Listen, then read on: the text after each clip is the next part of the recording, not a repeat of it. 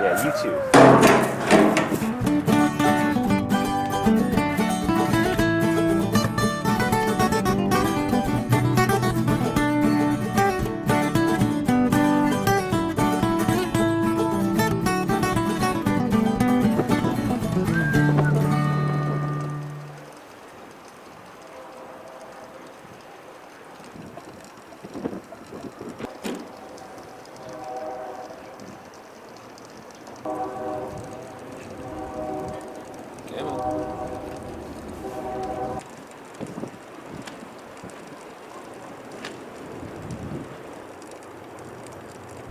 I am fed up with these gas cans. I don't know who or what happened or what law was passed years ago that required gas cans to be completely stupid, but here we are. I bought this gas can years ago. You know, it doesn't have an air vent or anything on it. It's got one of these stupid locking mechanisms that you're supposed to twist and push down when it, in order to get the fuel to come out. And you know, I broke that off long ago because I was sick of that.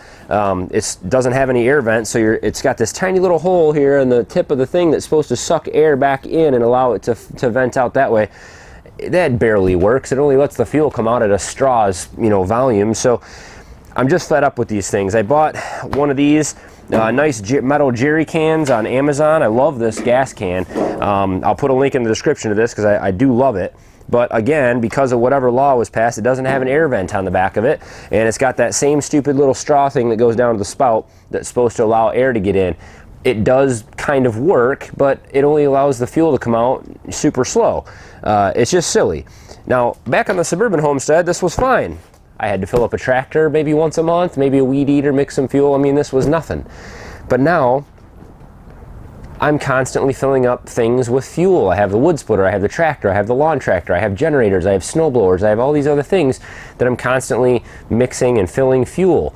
I don't want to sit there for half an hour dumping fuel into something. So we're going to get these things fixed today and hopefully make these gas cans work better. So the one thing that you are going to need if you have one of these kinds of plastic gas cans is a new spout kit. These have a vent and spout. It's the instructions tell you how to do everything. These are available in different places, but of course I bought mine on Amazon. Link will be in the description to this. They're super cheap, and this is going to make your life a whole lot easier. This one here has a special spout on it, and so we're going to fix this one a different way. So we'll set this one aside and let's get started on this one. The first thing you need to do is fill the gas tank if it has had fuel in it already. Of course, you don't want anything to blow up when you're drilling holes and things. So we're going to fill this gas can up with water, make sure there's no fuel fumes in here, and then we'll get to work.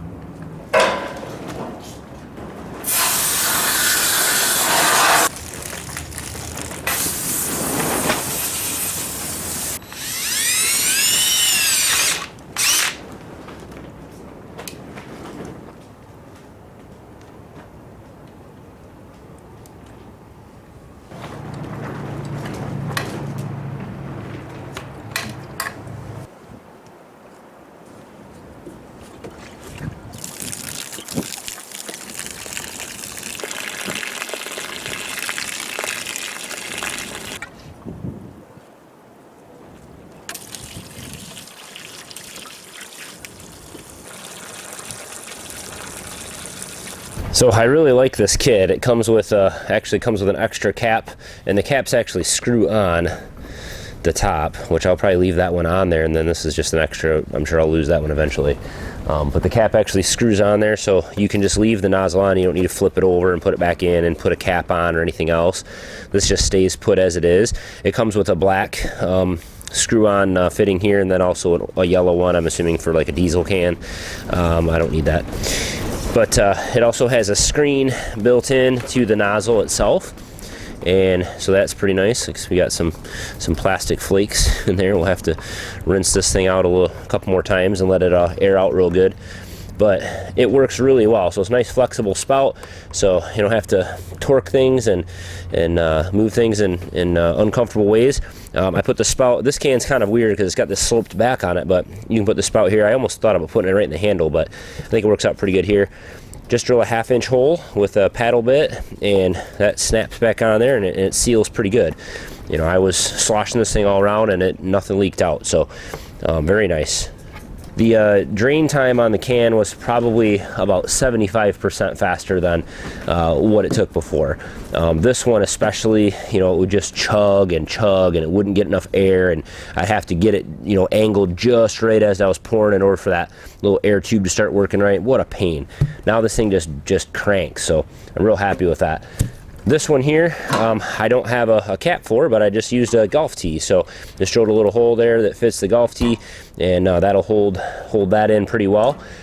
This is a nice gas can. It's got these removable spout on it and everything, and this clamps down on here. So, you know, this is like an off-road can. You can slosh this thing all over the place, and it's not going anywhere. When I bought this can, I did buy extra seals for it, and those have come in handy.